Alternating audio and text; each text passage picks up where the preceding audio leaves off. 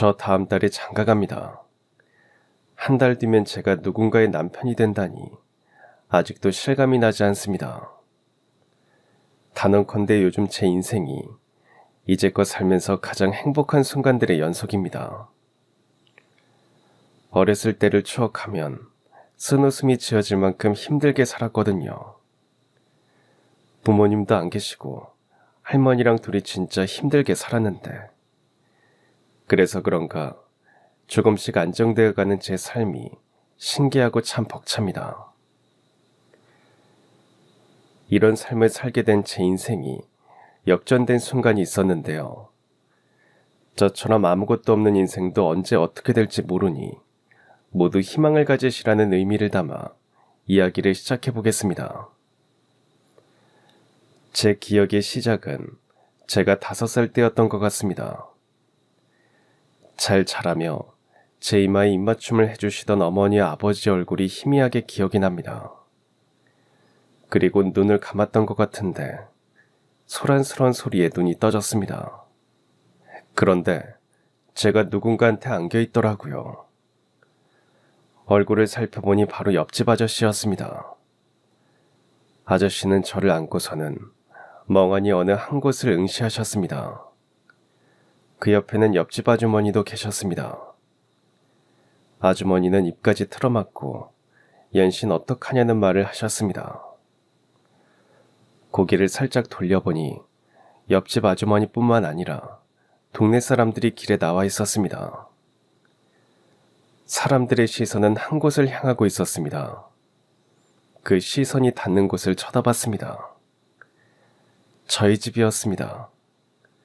집에는 불이 환하게 켜져 있었고 경찰들이 집안을 들어왔다 나갔다를 반복했습니다. 그날 저는 저희 어머니를 잃었습니다. 지난달 옆 동네를 소란스럽게 했던 좀도둑이었습니다. 불이 꺼진 저희 집에 아무도 없는 줄 알고 들어왔던 도둑은 저희 어머니를 보고 당황을 했고, 어머니가 놀라 소리를 지르자 좀도둑은 저희 집 거실에 있던 커다란 화분을 들어 올렸습니다. 그리고 그대로 어머니의 머리를. 어머니는 그 자리에서 돌아가셨습니다. 저는 그것도 모르고 방에서 곤히 자고 있었습니다. 어머니의 장례를 치른 후 저는 친할머니 댁으로 가게 되었습니다. 친할머니는 시골에서 혼자 살고 계셨는데, 그때는 몰랐는데 지금 생각해보면 정말 외로우셨을 것 같습니다. 친할아버지는 제가 막 태어났을 때 돌아가셨고 자식이라고는 아버지뿐이었으니까요. 원래 아버지 밑에 남동생이 하나 있었는데 17살 때 사고로 세상을 떠났다고 했습니다. 하나밖에 없는 아들이 아내를 잃고 갑자기 손주를 맡겼으니 할머니도 참 당황스러우셨을 겁니다. 저를 할머니 손에 맡긴 아버지는 저를 데리러 안 오셨습니다. 할머니께서는 아버지가 금방 오실 거라고 하셨지만 끝끝내 오지 않으셨고, 아주 시간이 많이 흐른 어느 날 돌아가셨다고만 듣게 되었습니다. 힘들기도 하고 막막하기도 한 상황이었지만 할머니는 언제나 저를 보며 웃어주셨습니다. 할머니께서는 나물 장사를 하셨습니다. 남의 집 농사도 거두셨고 그 밖에도 이런저런 허드렛 일을 하면서 돈을 버셨습니다. 저는 그런 할머니를 쫓아다니기도 하고 이웃집에 맡겨지기도 했습니다. 작은 시골 동네라서 이웃들끼리 아주 친했거든요. 옆집 숟가락이 몇 갠지도 아는 그런 사이였습니다. 그래도 동네에 제 또래 애들이 몇 있어서 심심하지는 않았습니다. 진짜 순수하고 아무 걱정 없이 뛰어놀았던 것 같습니다. 흙장난도 하고 산에도 가고 계곡도 가고 벌집도 구경하고 매미도 잡고 밤도 따면서 말이죠. 하지만 같이 놀고 같은 밥을 먹고 자라는데도 그 애들과 저는 분명 다른 점이 있었습니다. 그건 바로 그 애들은 부모님이 계시다는 거였습니다. 티는 낸 적 없지만 엄청 부러웠습니다. 엄마가 잔소리를 해서 불만이라거나 아빠한테 회초리를 맞았다거나 동생이 간식을 뺏어 먹었다거나 그런 투덜거리는 소리마저도 그냥 다 부러웠습니다. 저는 영원히 가질 수 없잖아요. 유난히도 부모님이 보고 싶은 날에는 혼자 방에서 숨죽여 울곤 했습니다. 커가면서도 그 허전함은 채워지질 않았던 저는 결심을 했습니다. 나중에 꼭 부모가 되고 아이를 낳자고요. 아주 행복한 가정을 만들어야겠다고 결심했습니다. 그러기 위해서는 돈을 벌어야 한다고 생각했습니다. 동네 이웃 아저씨께서 어느 날 술에 취해서 이런 말씀을 하셨거든요. 저희 아버지가 돈이 없어서 저를 버린 거라고, 자식 키우는 건 다 돈덩어리라고 말이죠. 아버지가 돈 때문에 저를 버린 게 진짜인지 아닌지는 모르겠으나 자식을 키우는 데에 돈이 많이 필요한 건 사실이었습니다. 특별히 뭘 하지 않더라도 밥도 먹어야 하고 옷도 사입혀야 하고 학교도 다녀야 했으니까요. 저랑 같이 놀던 무리 중 가장 나이가 많았던 형한테 물어봤습니다. 형, 돈 많이 벌려면 어떻게 해야 돼? 공부를 해야지. 공부해서 서울에 가. 그럼 돈 많이 벌 수 있어. 서울에는 사람이랑 일자리도 많아. 그리고 제일 중요한 건 공부야. 공부를 잘해야 돈 많이 버는 직업을 가지는 거야. 그때가 14살이었는데 18살짜리 형이 말이 제 통수를 한 대 친 기분이었습니다.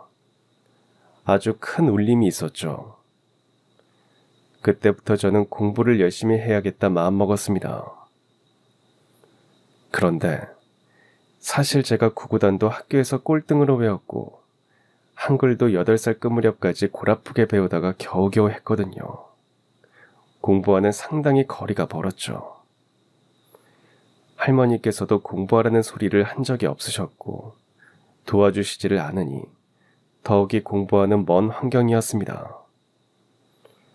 공부를 해본 적이 없었던 저는 방법을 몰라서 무식하게 교과서를 달달 외우기 시작했습니다. 읽고 또 읽고 또 읽었습니다. 이해가 안 돼도 그냥 무작정 읽었습니다. 그런데 계속 읽다 보니까 이해가 좀 되는 것 같기도 하더라고요. 그렇게 교과서를 달달 외우고서 시험을 봤는데 반에서 10등을 했습니다. 저로서는 엄청난 발전이었습니다.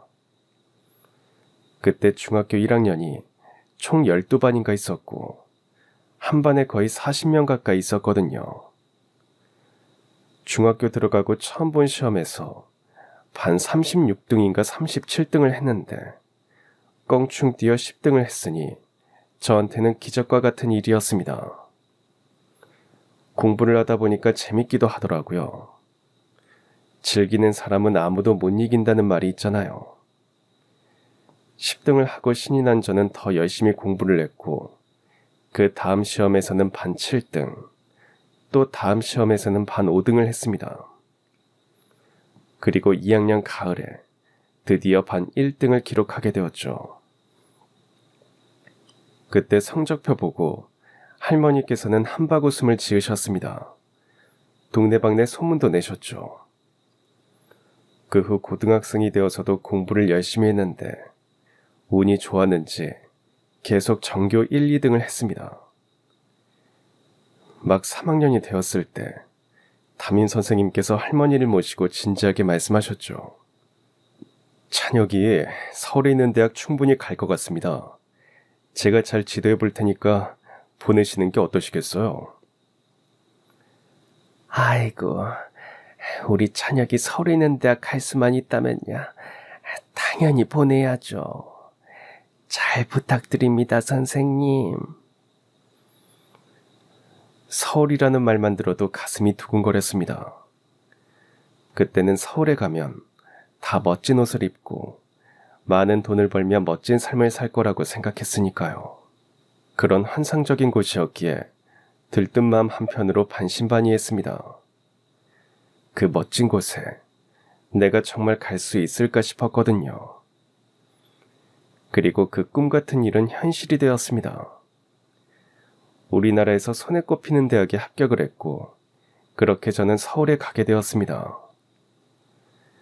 할머니와 이별하는 순간은 슬프기도 하고, 걱정도 되고 속상하기도 했지만, 곧 제 발걸음은 가벼워졌습니다.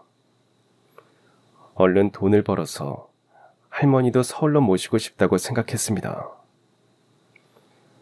그렇게 설레이는 마음으로 학교 기숙사에 들어갔고, 드디어 학교 생활이 시작되었는데, 이건 뭐 술을 먹으러 대학에 온 건지 허구한 날 술을 마셔야 됐습니다.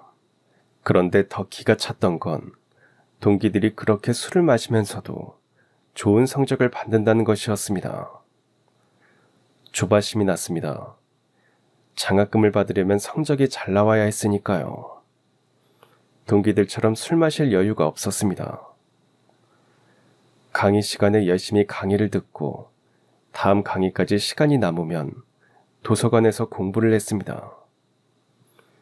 또 수업 다 끝나면 맨날 아르바이트도 했습니다. 학교 근처 식당에서도 일하고 주말에는 과외도 하고 주유소 아르바이트도 하고 편의점도 하고 진짜 대학 다닐 때 아르바이트 엄청 많이 했습니다.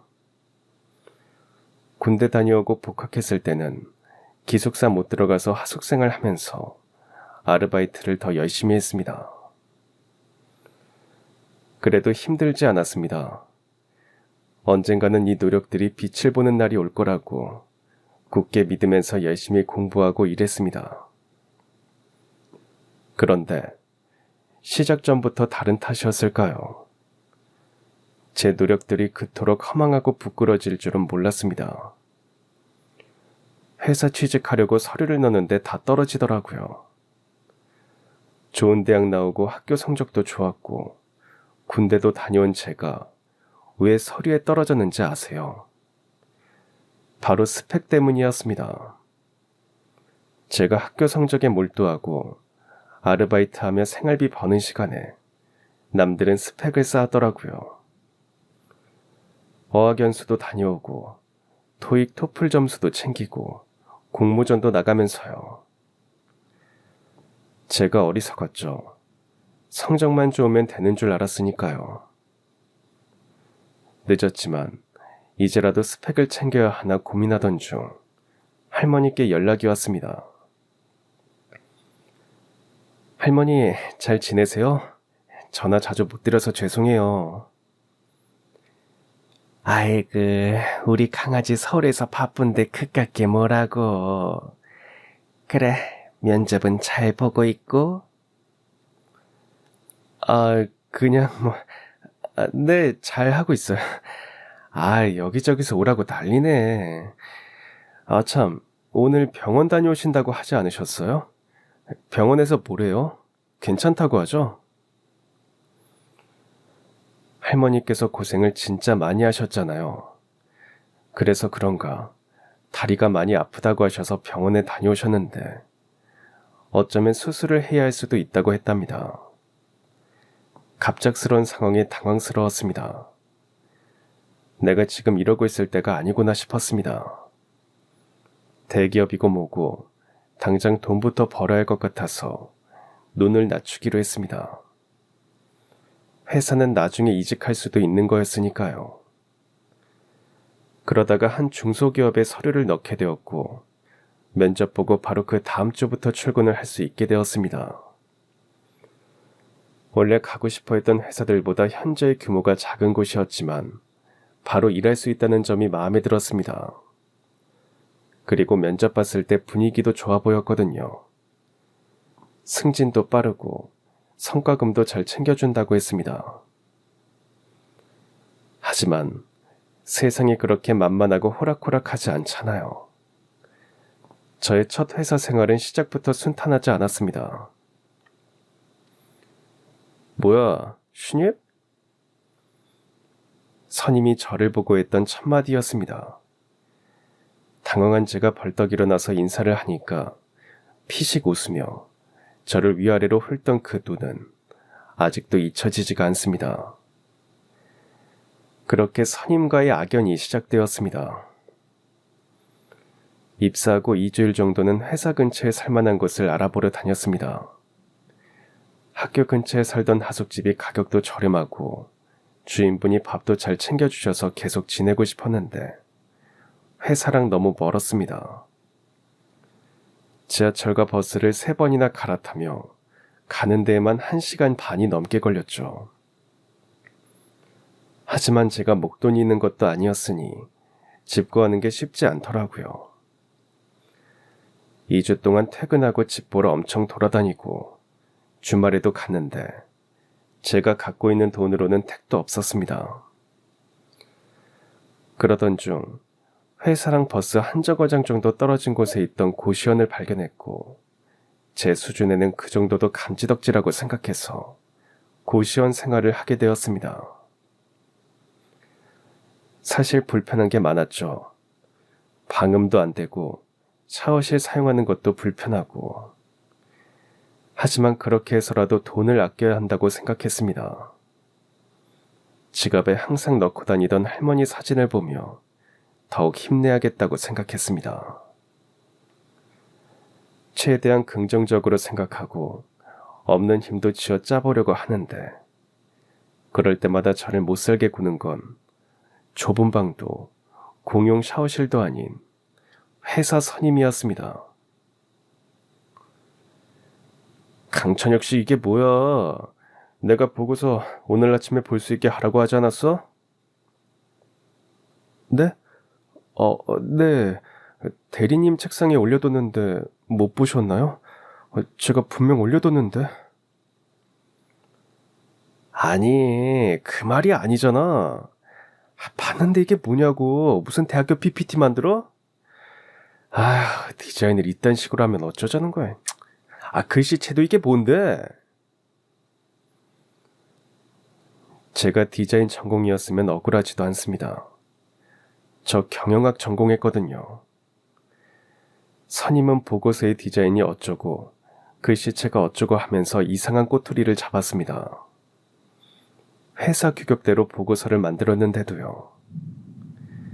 그것도 항상 탕비실이나 비상구같이 사람들이 안 보는 곳에서 말이죠. 말로는 다른 직원들 눈에 띄면 제가 더 혼날 거니까 자기 선에서 끝내려고 조용히 얘기한다고 했지만 본인이 저를 혼내는 모습을 들키고 싶지 않아서 그런 거였습니다. 경영 전공한테 보고서 디자인으로 뭐라고 하는 게 정상은 아니니까요. 그런데도 그때는 그냥 죄송하다고만 했습니다. 제가 정말 잘못한 줄 알았거든요. 회사 막내로 들어갔으면 보고서 디자인도 다양하게 할 줄 알고 폰트도 새로운 걸 써야 되는 줄 알았습니다. 그땐 아무것도 모르는 사회 초년생이었으니까요. 이뿐만이 아니라 선임은 다양한 이유로 저를 가만히 두질 않았습니다. 커피 심부름은 당연 기본이고요. 점심 메뉴 고르라고 해놓고 얘기하면 제 입맛이 이상하다고 하면서 결국 본인이 먹고 싶은 걸로 먹었습니다. 물 한 잔 먹기라도 하면 한가한가 봐, 물이 넘어가? 라고 하며 눈치를 줬고요. 본인은 1시간에 한 번씩 담배 피운다고 자리를 비우면서 말이에요. 그때 일했던 회사 특성상 팀 내의 부장님이나 과장님은 외근을 나가는 일이 많아서 주로 대리와 둘이 있다 보니 더 많이 괴롭혔던 것 같습니다. 그 중에서도 대리가 제일 많이 했던 말은 제 대학 얘기였습니다. 제가 처음 출근했을 때 저희 팀 부장님이 이런 말을 하셨거든요. 이야, 우리 회사에 이런 고학력자가 다 들어오고 말이야. 아주 기대가 되는구만. 오히려 최대리가 배울 게 많겠어. 제 생각엔 그때 부장님의 그 말씀이 대리를 자극했던 것 같습니다. 그때 얼굴이 시뻘개지면서 당황하는 모습을 봤거든요. 괜히 제가 더 민망해서 아닙니다. 제가 배워야죠. 잘 부탁드립니다. 라고 했습니다.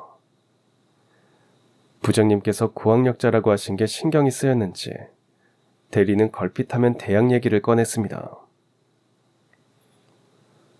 강찬혁 씨는 대학에서 뭘 배운 거야? 이름만 번지르르 하지 배우는 것도 없는 학교구만. 좋은 학교 나왔다고 거만 떠는 거야? 어? 학교가 전부인 줄 알아? 학교 믿고 눈에 뵈는 게 없어? 아유, 이렇게 멍청해서 어떻게 그 대학을 나왔대. 다 운이야, 운. 제정신이면 당신 같은 사람을 뽑았겠어? 더 심한 말들이 많았는데 자주 했던 말은 이런 말들이었습니다. 제 입 밖으로 대학 얘기 꺼낸 적 단 한 번도 없습니다. 거만 떨지도 않았고요. 그런데도 대리는 자꾸만 제 학교 얘기를 꺼내면서 저와 학교 모두를 얕잡아보고 못마땅해 했습니다. 그런데도 그때마다 죄송하다고 할 수밖에 없었죠. 그냥 다 그런 줄 알았으니까요. 그리고 그 회사 아니면 절 받아주는 곳이 없을 거라고 생각했으니까요. 회사는 면접 때 얘기했던 것과 다르게 성과금을 챙겨주지 않았습니다. 들어보니 승진도 오히려 느리다고 했습니다. 그럼에도 당장 돈이 필요했기에 월급 180만 원에 만족하며 일을 할 수밖에 없었습니다. 그런데 날이 가면 갈수록 대리의 괴롭힘 강도가 심해졌습니다. 진짜 100번 참아서 말로 괴롭히는 건 어느 정도 참을 수 있었습니다. 말은 그냥 말이잖아요. 한 귀로 듣고 한 귀로 흘리면 되니까 그 정도는 괜찮았습니다. 보고서 가지고 뭐라고 하는 것도 그냥 죄송하다고 하면 끝이 났으니까 견딜만 했습니다. 그런데 어느 순간부터 일로 괴롭히기 시작하더라고요. 강찬혁 씨, 오늘 퇴근하고 뭐해? 네? 아무것도 안 합니다. 왜 그러시는지. 그래? 심심하겠네. 그럼 내가 할 일 줘야겠다. 이 자료들 내일 아침까지 싹 다 정리해와. 이거 지난주에 과장님이 대리님께 시키신 업무 아니에요? 이걸 하루 만에 어떻게... 야, 그냥 하라면 하는 거야. 말이 많아. 뭐야. 벌써 5시 넘었네. 슬슬 퇴근 준비하지. 콧노래까지 부르는 대리가 너무나도 얄미웠습니다. 본인이 해야 하는 일을 저한테 미루는 것도 모자라서 일주일을 걸려서 해야 하는 업무를 하루도 아닌 반나절 만에 하라니. 그날 저는 10시까지 회사에 있다가 고시원에 가서 새벽 3시까지 일을 해야만 했습니다. 다음날 아무것도 모르는 과장님은 대리를 칭찬했고 저는 그 모습을 지켜보며 속상해할 수밖에 없었죠. 이 사건은 시작에 불과했습니다. 대리는 걸핏하면 본인의 업무를 제게 떠넘겼습니다. 강찬혁 씨는 나 같은 선임 만난 걸 행운으로 알아. 내 덕분에 이런저런 일 많이 배우고 얼마나 좋아. 안 그래? 이야, 나 같은 선임 어디에도 없다. 하나도 고맙지 않았습니다. 이건 진짜 아니라는 생각이 들더군요. 그런데 대리가 제게 일을 시키는 걸 다른 팀 직원이 보게 되었고 그게 저희 팀 부장님한테 얘기가 들어갔나 봅니다. 어느 날 부장님께서 출근하자마자 대리를 불러서 물어보시더라고요. 내가 어디서 듣게 되었는데 최 대리가 찬혁 씨한테 일 넘긴다고 하던데 사실이야? 찬혁 씨가 얘기해봐. 최 대리가 일 넘겨? 부장님이 제게 물으셨습니다. 지금이 사실대로 말할 기회라고 생각이 되어서 입을 열려는 순간 대리가 다급하게 말을 했습니다. 이제 찬혁 씨 많이 배우라고 일을 좀 알려줬는데 그게 넘기는 것처럼 보였나 봐요. 저 정말 그런 적 없어요, 부장님. 아시잖아요. 저 그런 놈 아닌 거. 찬혁 씨가 열정이 넘쳐서 종종 야근을 하는데 그것 때문에 그런가 보네요. 그래, 최 대리가 그렇다면 맞겠지. 찬혁 씨 일 살살해. 시간 맞춰 퇴근하고. 제가 잘 얘기하겠습니다. 부장님, 담배나 한 대 태우러 가시죠? 그렇게 입도 뻥끗 못하고 대리의 거짓말쇼만 보게 되었습니다. 그때는 한마디도 못한 제가 너무 바보 같고 억울했는데 그때 제가 사실을 얘기한들 뭐가 크게 달라졌을까요? 부장님은 이미 대리의 말을 철석같이 믿고 있었는걸요. 상황은 다시 원점이 되었지만 저는 이대로 가만히 있을 수는 없다고 생각했습니다. 당장 회사를 그만둘 수는 없는 노릇이니 근무 환경이 더 나은 회사로 가기 위해 뭔가 해야겠다고 생각했죠. 그래서 틈이 날 때마다 공부를 하기 시작했습니다. 남들은 대학 시절 쌓아올린 스펙, 늦었지만 조금이라도 채워보자 싶어서 영어 시험 점수를 올리기 위해 공부를 했습니다. 제 업무에 대리 업무까지 떠맡아서 하며 야근을 밥 먹듯이 하면서 공부까지 하리란 쉽지 않았습니다. 이렇게까지 해야 하나 싶은 순간도 많았지만 어쩐지 대리 얼굴을 보면 더 의욕이 활활 타오르더라고요. 저 얼굴 보기 싫어서라도 열심히 공부해야겠다고 생각했습니다. 그렇게 그 회사에서 꼬박 2년을 버텼습니다. 그리고 기어이 사건이 터지고야 말았습니다. 최 대리 미쳤어? 이거 어떡할 거야? 대리의 말이라면 모든 믿는 부장님이 아침부터 큰 소리를 내셨습니다. 2년 동안 일을 하면서 그렇게 크게 화가 나신 건 처음 봤습니다. 다 된 계약을 말아먹고 이거 어떡할 거야? 제정신이야? 그러니까 어떻게 된 일이었냐면 저희 회사가 그맘때 규모가 큰 회사랑 거래를 하게 되었습니다. 전 직원이 신경을 많이 쓴 일이었습니다. 디자인팀에서도 샘플 시안만 몇 개를 준비하고 영업팀도 꽤나 애를 쓰면서 여러 번 미팅을 하곤 했었죠. 저희 회사의 열정 덕분인지 거래는 계약서만 쓰면 되는 단계에 이르렀고 사장님께서 엄청 좋아하셨습니다. 오래전부터 그 회사랑 거래를 하고 싶어 하셨거든요. 그런데 여러 사람의 노력이 들어간 이 거래를 대리가 말아먹은 겁니다. 저희 회사 내부의 다른 팀에 보내야 하는 자료를 실수로 거래처에 보낸 거였습니다. 그런데 그게 회사 기밀이었거든요. 그것도 그 거래처와 관련된 기밀 자료였는데 작업 상세 내역과 비용, 순이익까지 모두 적힌 자료였습니다. 그걸 본 거래처 입장에서는 실제 단가와 마진을 모두 알아버렸으니 이대로는 계약을 안 하겠다고 했고 그렇게 거래는 무산되어 버린 것이었습니다.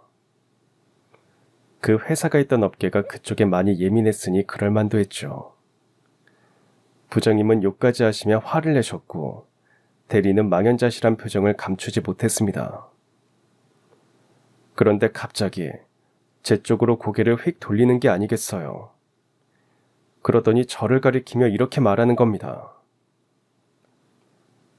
강찬혁 씨 미쳤어? 그 자료를 거래처에 보내면 어쩌자는 거야? 네? 그게 갑자기 무슨 말씀이세요, 대리님? 제가 자료를 거래처에 어떻게 보내요? 내가 강찬혁 씨 컴퓨터로 우리 팀 계정 로그인해뒀잖아. 그걸로 보낸 거 아니야? 아, 그걸 거래처에 보내면 어쩌자는 거야. 미치겠네. 대리는 한숨까지 쉬며 제게 이를 덮어 씌웠습니다. 그때 부장님이 제자리로 오시더니 진짜냐면서 로그인되어 있는 내역을 확인하시더라고요. 대리가 저한테 일을 다 시키니까 당연히 로그인이 되어 있었죠. 그걸 보신 부장님은 진짜 제가 그랬냐며 어두운 얼굴로 물으셨습니다. 절대 아니라고 했는데도 대리가 큰 소리를 치며 제 탓을 했습니다. 강찬혁 씨, 여기가 무슨 놀이터인 줄 알아? 이 정도 일했으면 실수는 안 해야 되는 거 아니야? 아, 내가 어디까지 알려줘야 해? 이게 얼마짜리 계약인지 아냐고?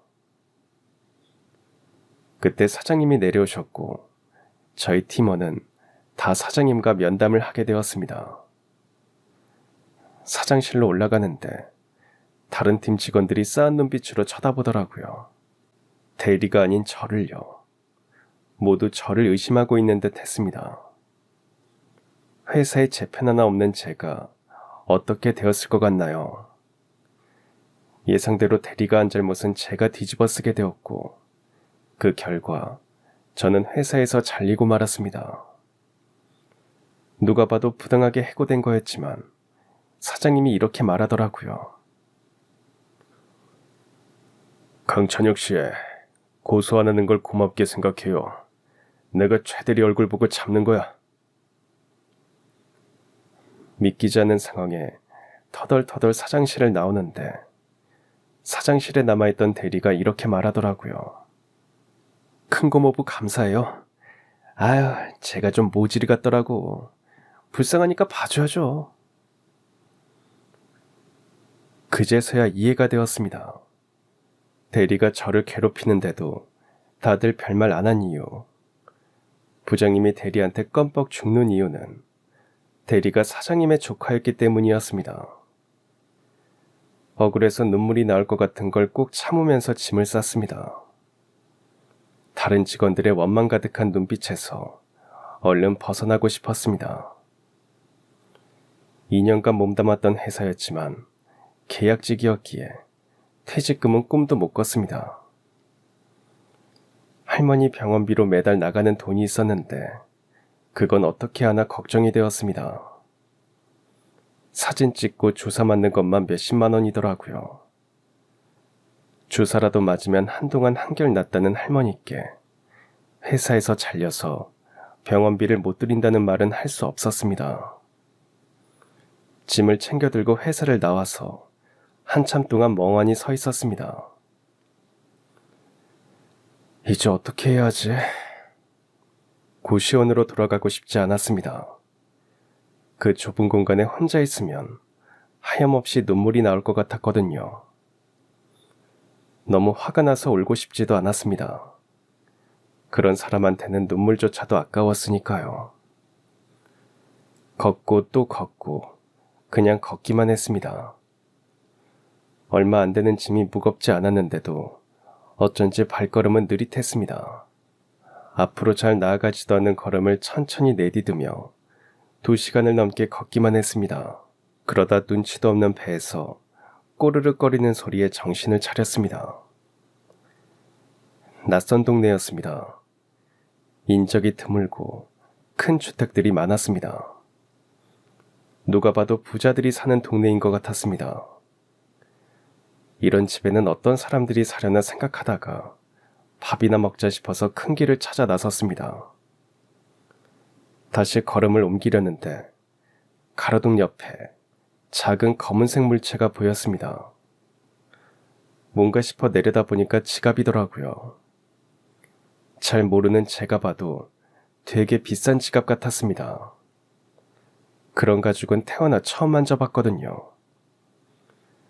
지갑을 주워 안을 봤는데 글쎄 5만 원짜리가 되게 많이 들어있었습니다.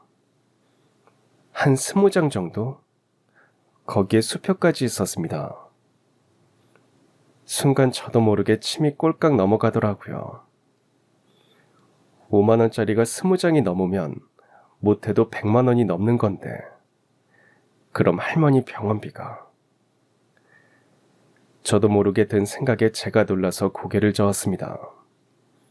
못된 생각을 한 제 자신이 부끄러워져서 얼굴이 화끈거렸습니다.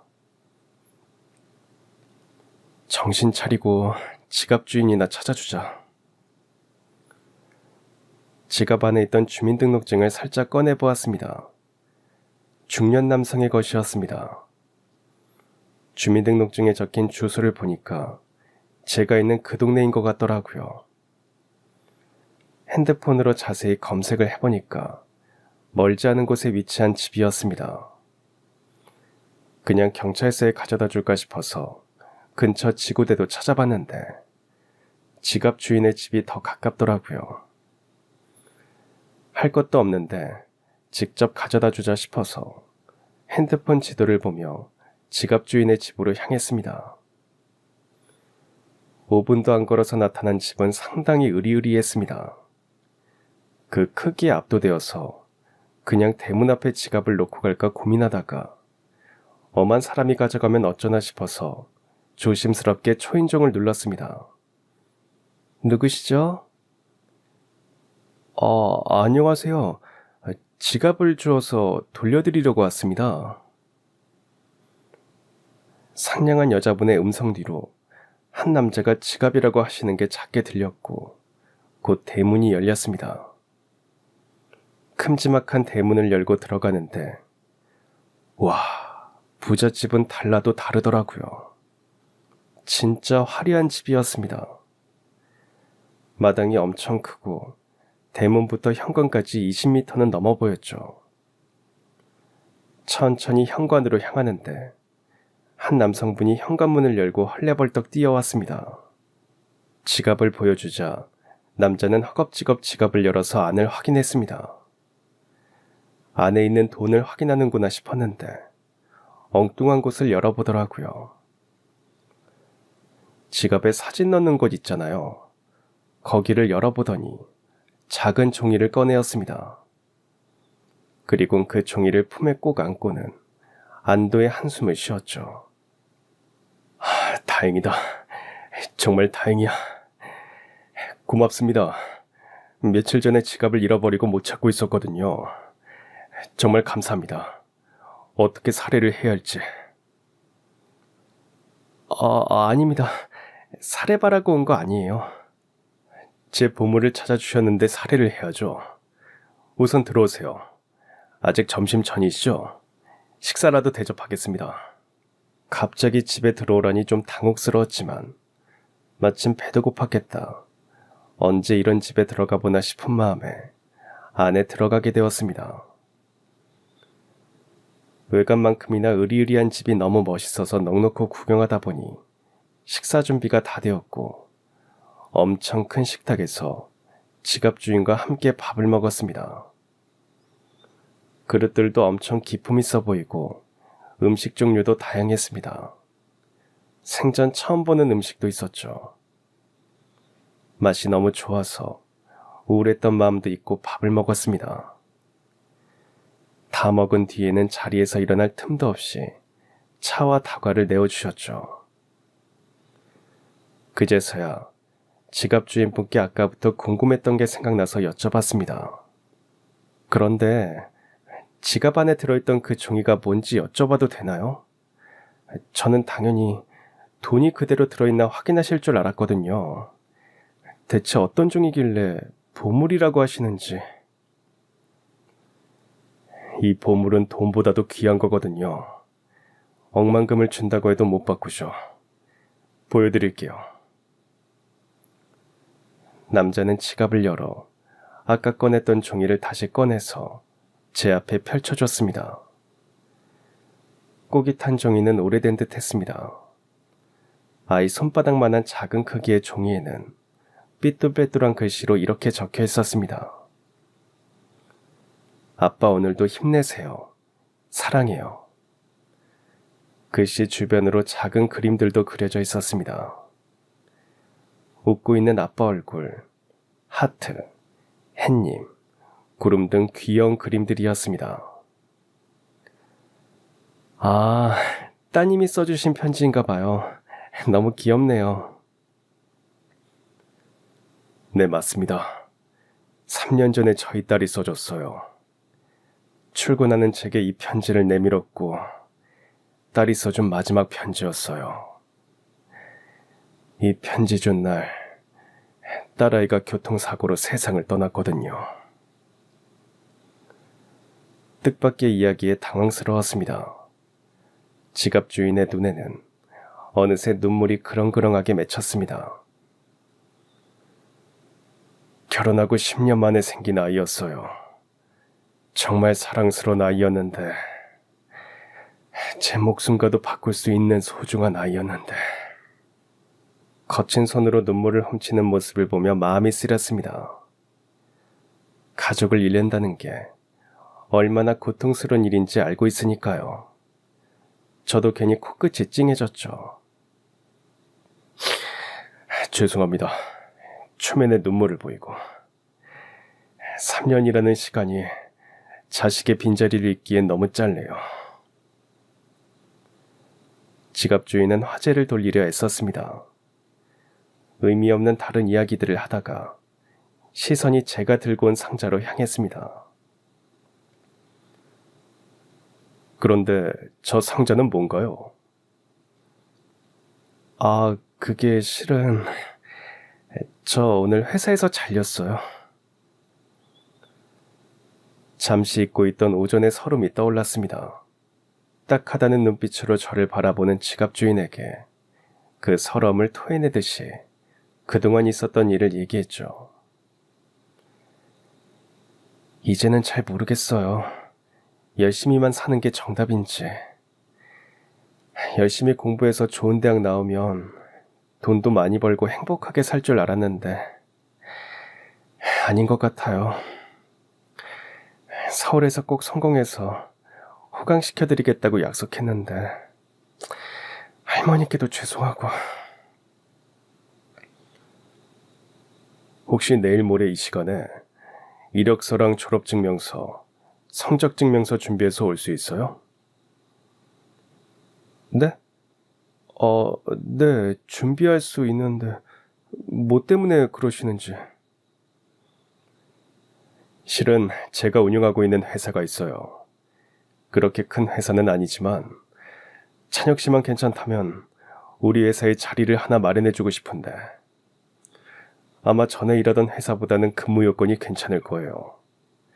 저도 그 누구 도움도 받지 않고 이 자리까지 올라왔거든요.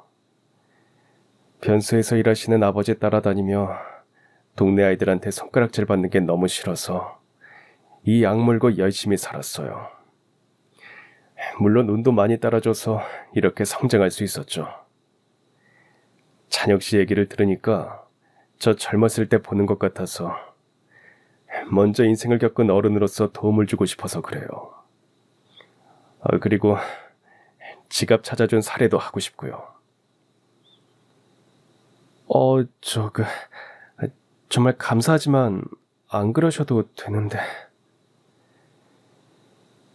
열심히 노력한 게 헛되지 않았다는 거 알려주고 싶어서 그래요.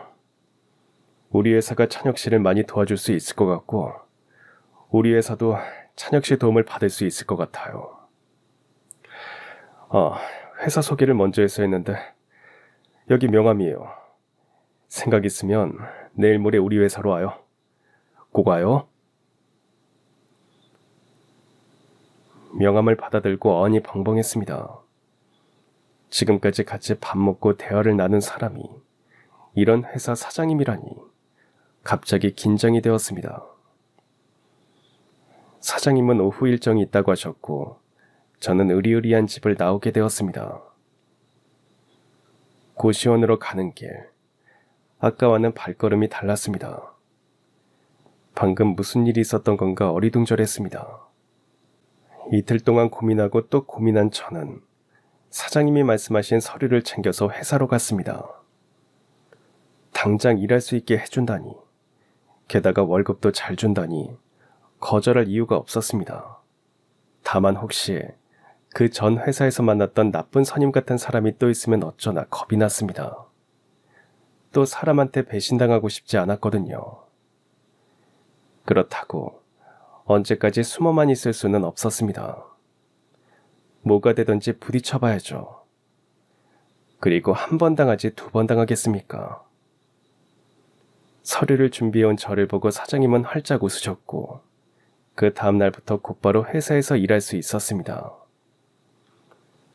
첫날부터 긴장을 엄청 했는데 제 걱정과 다르게 같이 일하게 된 팀원분들 모두 너무 좋은 분들이셨습니다. 그 전 회사에서 만난 선임과는 비교가 안 될 정도로 말이죠. 제가 정식 채용이 아니라고 해서 못살게 구는 사람도 없었습니다. 사장님 특별 채용이면 다 그럴 만한 이유가 있으셨겠지. 우리 다 여기서 오래 일해서 그 정도로 텃세 부리고 그런 사람들 아니야. 그제서야 정신을 차릴 수 있었습니다. 제가 그 전에 있던 회사가 정말 별로였다는 걸 알 수 있었죠. 새로운 회사에서는 배울 점도 많았습니다.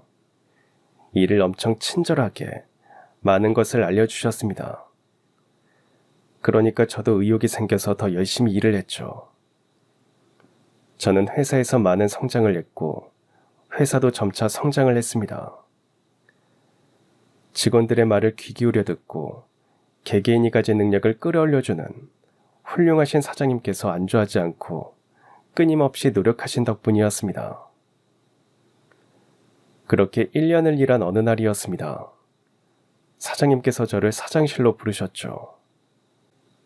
자녀꾼, 우리 회사를 위해서 1년 동안 애써줘서 정말 고맙네. 내 눈이 틀리지 않았어. 자네는 훌륭한 인재야. 저는 한 것도 없는걸요. 정말 감사합니다, 사장님. 그래서 말인데, 우리 회사 정규직 직원이 되어주었으면 해요. 네? 그게 정말이에요? 감사합니다. 사장님 정말 감사합니다. 사장님이 저를 처음에 회사에 일하게 해주셨을 때 저는 당연히 계약직이었습니다. 그런데 1년 뒤 정규직이 된 거였죠. 그토록 원하던 정규직 직원이요. 너무 기뻤습니다. 1년 동안 일하면서 월급도 전 회사보다 훨씬 많아서 만족하고 다녔는데 정규직까지 되다니 더할 나위 없었죠. 그런데 사장님은 또 놀라운 이야기를 하셨습니다. 정규직 직원이 된 기념으로 선물을 하나 하고 싶은데 찬혁 씨 아직 고시원에서 생활한다고 들었어요. 내가 갖고 있는 오피스텔이 하나 있는데 거기서 지내는 게 어때요? 할머니도 서울로 모신다고 했으니까 좀 더 넓은 공간이 필요하지 않겠어요? 매번 놀랄 정도로 좋은 기회를 주시는 사장님께 너무 감사했습니다. 안 그래도 이제 고시원 생활을 그만하고 할머니를 모셔야 하지 않을까 생각하던 차였거든요. 하지만 그런 호의를 아무 대가도 없이 받을 수는 없어서 월세를 낸다고 했습니다. 사장님은 한사코 거절하셨지만 저는 조금이라도 드려야 마음이 편할 것 같다고 했고 결국 사장님은 그럼 20만 원만 받는다고 하셨습니다. 나중에 알게 된 사실인데 그 오피스텔 월세가 100만 원이 넘는다고 하더라고요. 그 사실을 알았으면 아마 겁나서 못 살았을지도 모릅니다. 아무튼 그렇게 사장님이 제공해 주신 오피스텔에 들어가게 되었고 드디어 할머니도 서울로 모실 수 있었습니다. 그간 할머니 건강이 많이 안 좋아지셨거든요. 서울로 모시고 그 전부터 통원했던 서울의 큰 병원에서 수술도 하셨습니다. 할머니 수술시켜드리려고 돈 열심히 번 보람이 있었습니다. 그날만 기다렸는걸요.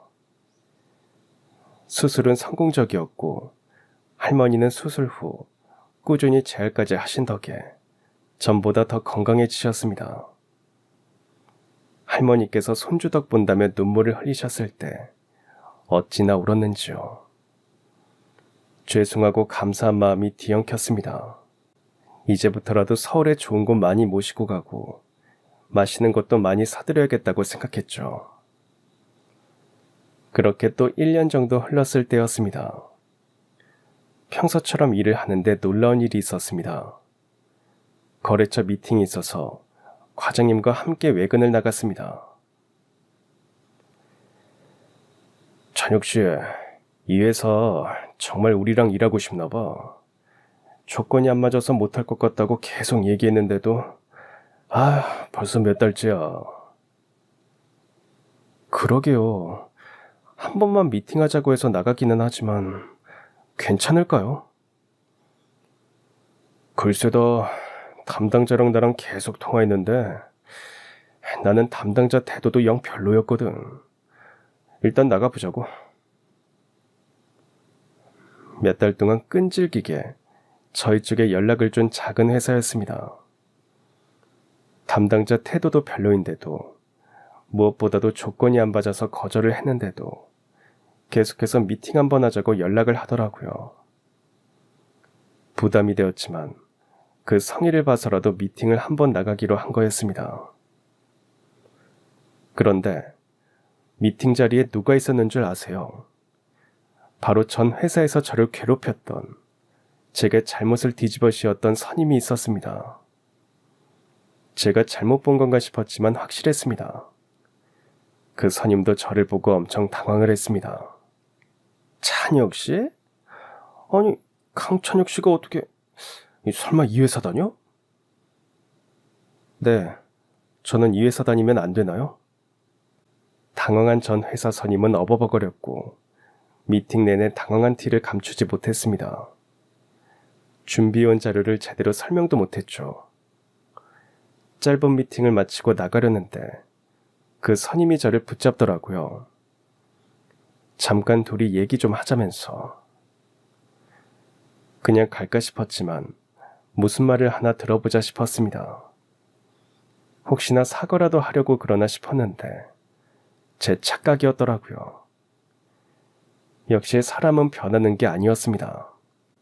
당황한 티는 금세 씻어버리고서는 갑자기 거만한 태도로 바뀌더군요. 아니, 어떻게 찬혁 씨 같은 사람이 이런 회사에 취직한 거야?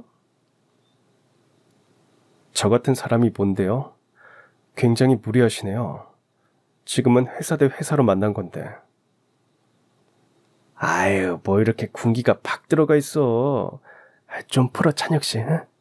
우리 예정을 생각해서.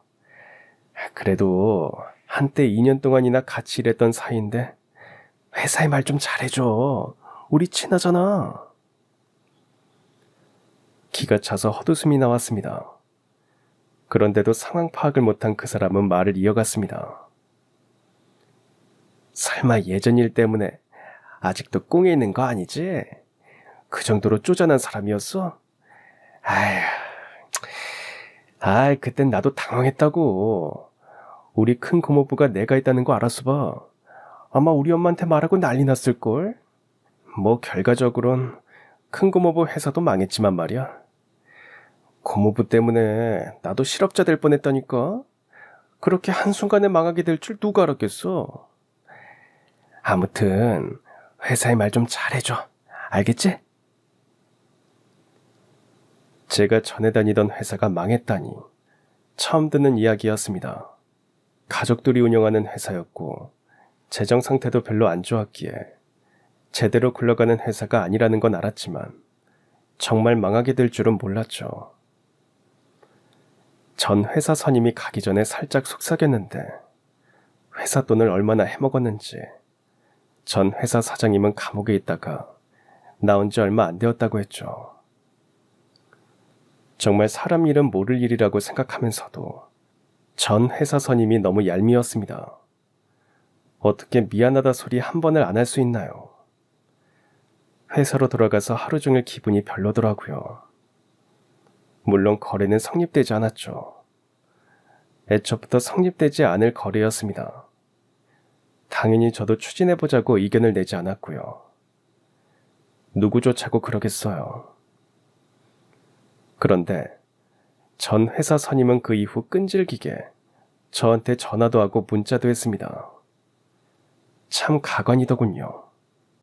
너네 회사 왜 그러냐며 화를 내기도 했다가 제발 얘기 좀 잘해달라고 애원도 했습니다. 아는 사람이 있어서 무조건 거래가 될 거라고 큰소리 쳐놨다면서 말이죠. 그러더니 나중엔 결국 사과도 하더라고요. 예전에 미안했으니까 잘 좀 얘기해달라면서요. 하지만 저는 회사에 아무 말도 하지 않았습니다. 뭐가 예쁘다고요. 그리고 제가 얘기해도 어차피 거래는 되지 않았을 겁니다. 전 직장 선임이 미팅 때 보여준 태도 때문에 말이죠. 그렇게 그 왼수 같은 놈과의 만남은 끝이 났습니다. 아마 앞으로는 볼 일이 없지 않을까요? 그랬으면 좋겠네요. 어떤 형태로든 말이에요. 그 이후 저희 회사 생활은 별일 없이 이어졌고 지금도 여전히 저는 그 회사에서 일을 하고 있습니다. 그 사이에 회사가 많이 커져서 직원들도 늘어났고 매출도 상승세입니다. 이제는 거의 중견기업 정도가 된 것 같네요. 앞으로도 계속해서 잘 될 거라고 믿어 의심치 않습니다. 훌륭한 사람들이 모여있는 곳이니까요. 아차, 제가 다음 달에 결혼한다고 했죠. 그 좋은 인연도 회사에서 만났습니다. 배울 점이 많은 사람이고 열심히 사는 사람입니다. 저처럼 부모님 없이 컸다는 점이 비슷해서 대화가 잘 통했습니다. 결혼 얘기가 오가면서 고마웠던 게 먼저 저희 할머니 모시자고 말을 하더라고요. 속이 진짜 깊은 사람입니다. 이렇게 좋은 사람을 만난 게 정말 제 인생 큰 행운이네요.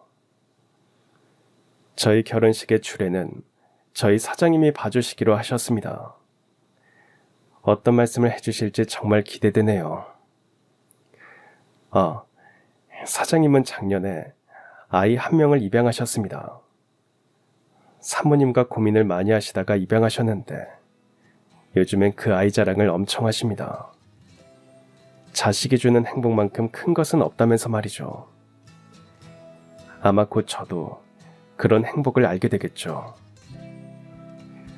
요 몇 년 사이에 꿈만 같은 일들이 계속되어 참 행복합니다.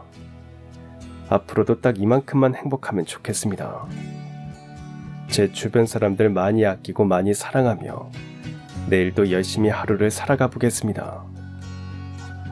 모두 오늘 있었던 일은 딱 오늘까지만 힘들고 내일부터는 많이 오는 하루가 되시기를 바라며 사연을 마치겠습니다. 감사합니다. 그럼 지금까지 사연 들어주셔서 감사합니다. 사연이 재밌으셨다면 구독과 좋아요 부탁드려요. 감사합니다.